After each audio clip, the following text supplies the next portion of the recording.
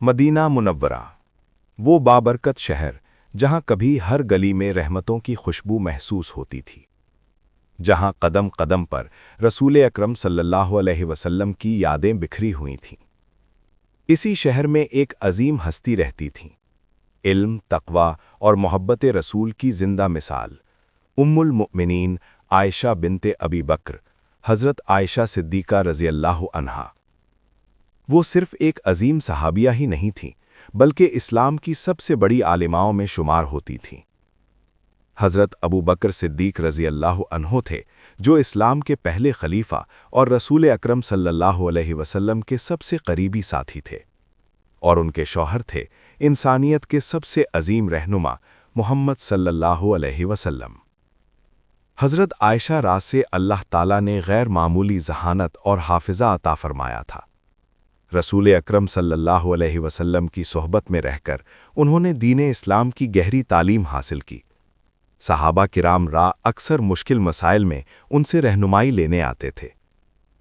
حضرت عائشہ نے 2000 سے زیادہ احادیث روایت کی، جو آج بھی امت مسلمہ کے لیے علم کا خزانہ ہے۔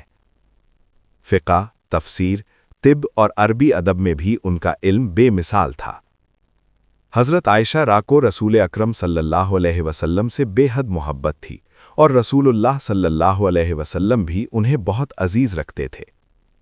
ایک مرتبہ صحابہ نے رسول اللہ صلی اللہ علیہ وسلم سے پوچھا، یا رسول اللہ، آپ کو سب سے زیادہ محبت کس سے ہے؟ تو آپ صلی اللہ علیہ وسلم نے فرمایا، عائشہ سے۔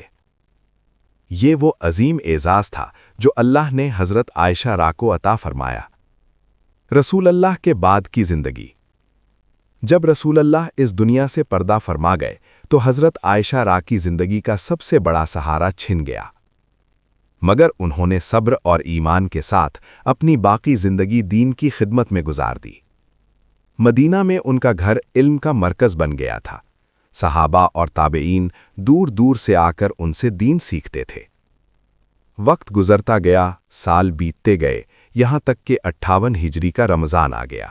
حضرت عائشہ کی عمر تقریباً 65 سے 67 سال کے درمیان تھی۔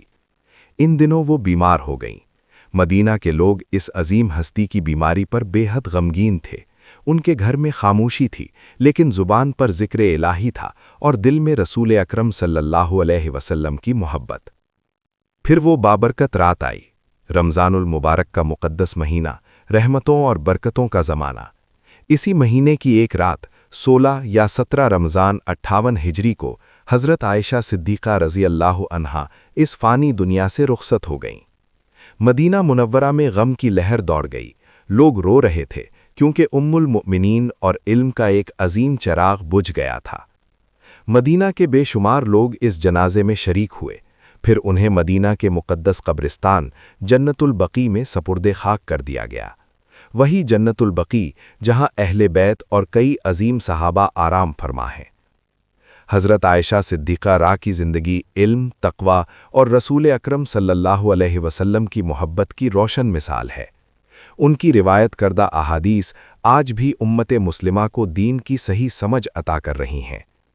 قیامت تک ان کا نام علم اور ایمان کے ساتھ یاد کیا جاتا رہے گا۔ اللہ تعالیٰ ام المؤمنین حضرت عائشہ صدیقہ رضی اللہ عنہا کے درجات بلند فرمائے اور ہمیں ان کی سیرت سے سبق حاصل کرنے کی توفیق عطا فرمائے۔ آمین۔